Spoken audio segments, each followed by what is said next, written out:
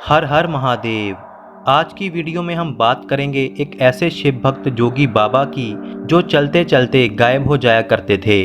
कई लोग उनका पीछा भी करते, लेकिन देखते ही देखते वह हवा में गायब हो जाते। वह शिव जोगी बाबा पानी को भी घी में बदल देते और तो और वह मुर्दों में भी जान डाल देते।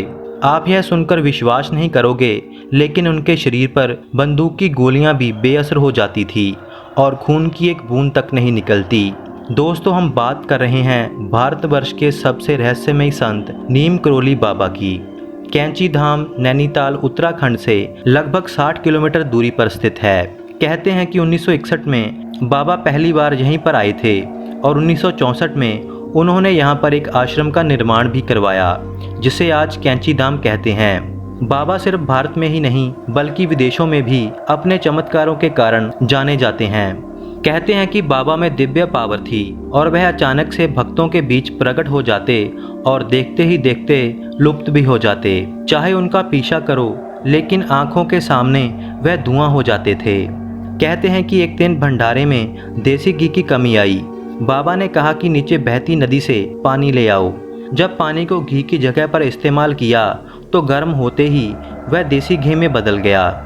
ढोंग करने और अपनी प्रशंसा करने से ज़्यादा गरीबों ज़रूरतमंदों की मदद के लिए बिना कहे ही तत्पर तैयार रहते थे। उसी की उदाहरण थी जब बाबा के पास के गांव में ही जल संकट आ गया, लेकिन किसी ने भी बाबा से इसकी फरियाद नहीं की। लेकिन बाबा अपने आप ही उस गांव में गए और वहां पर एक कुआं खुदवाने को कहा। गांव के लोगों ने कहा कि नीचे का पानी तो पहले से ही खारा है, कुआं खुदवाने का क्या फ़ायदा। लेकिन बाबा को मानने वालों ने वहां पर कुआं खुदवाया तो पानी खारा ही निकला। बाबा ने थोड़ी सी चीनी कुएं में डाली तो वह पानी मीठा हो गया और आज भी उस कुएं का पानी मीठा है, जबकि आसपास के सभी कुएं सूख चुके हैं या फिर उनका पानी पीने के लायक नहीं है। और अब बात करते हैं उसी घटना की जब बाबा पर हज़ारों गोलियां चली, लेकिन उनके शरीर से एक बूंद खून तक नहीं निकला। 1943 की बात है, जब बाबा अपने किसी यात्रा पर थे। वहीं पास में उनका एक भक्त दंपति जोड़ा रहता था। दोनों बुजुर्ग थे और एक रात वह दोनों सो रहे थे तो बाबा ने आकर उनका दरवाज़ा खटखटाया। जब बाबा को दंपति ने अपने दरवाजे पर इतनी रात को देखा तो वह हैरान हो गए। बाबा ने कहा कि आज रात मैं आपके घर में ही गुजारूंगा। दंपति जोड़ा बहुत खुश हुआ कि बाबा उनके घर में रहेंगे। बाबा ने उनसे कंबल मांगा और वह कंबल ओढ़कर चारपाई पर सो गए। लेकिन उस रात वह दंपति जोड़ा सारी रात सो नहीं पाया, क्योंकि सारी रात बाबा करलाते रहे। परेशानी में दोनों दंपति जोड़ा बाबा को कुछ पूछ तक नहीं सकते थे। ऐसा लग रहा था कि जैसे बाबा को कोई मार रहा हो और वह दर्द में करला रहे हों। लेकिन बाबा ने अपना कंबल नहीं उतारा। सुबह हुई, बाबा उठे और बाबा ने वह कंबल लिपेट कर दंपति को दिया और कहा कि इस कंबल को गंगा में विसर्जित कर देना, लेकिन इसे खोलकर मत देखना, इसे गंगा में बहा देना। जाते वक्त बाबा ने यह भी कहा कि घबराओ मत, तुम्हारा लड़का जल्दी ही आ जाएगा।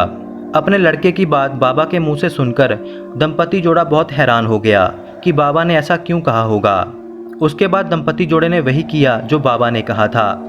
लेकिन जब वह कंबल को गंगा में विसर्जित करने जा रहे थे तो उन्हें लगा कि कंबल में लोहे की बहुत सारी चीज़ें हैं। लेकिन ऐसे कैसे हो सकता था, क्योंकि खाली कंबल तो उन्होंने बाबा को रात को दिया था। सो बाबा के कहने के अनुसार उन्होंने कंबल को विसर्जित कर दिया। उसके 1 महीने के बाद उस बुजुर्ग दंपति का बेटा, जो कि ब्रिटिश आर्मी में था और भारत के बाहर युद्ध में गया हुआ था, वह वापिस आया। उनके बेटे ने आकर कहा कि आज से 1 महीने पहले दुश्मन का हमला सोते वक्त हमारी रेजिमेंट पर हुआ और वहाँ पर बहुत गोलियाँ चली। मेरे सभी साथी मारे गए, लेकिन हैरानी की बात तो यह थी कि मुझे एक गोली तक नहीं लगी। यह संभव नहीं था, क्योंकि इतनी गोलियों के बीच कोई भी बच नहीं पाता। मैं कैसे बचा, इस बात से मैं भी आज तक हैरान हूँ। और अगले दिन जब सुबह हुई तो ब्रिटिश आर्मी ने सही सलामत मुझे वहाँ से निकाल लिया। यह सुनकर दंपति को पता चल गया कि वह वही रात थी जब बाबा अचानक से हमारे घर आए थे। उसी रात ही हमारे बेटे पर हमला हुआ था और उनके बेटे पर चलने वाली सारी गोलियां बाबा ने अपने शरीर पर ले ली और बाबा ने वह रात दर्द में निकाल दी। उस कंबल में कुछ और नहीं, उनके बेटे पर चलने वाली वह सैकड़ों गोलियां ही थी। सो इस तरह से बाबा ने बिना कहे, बिना किसी ढोंग के ज़रूरतमंद की मदद की।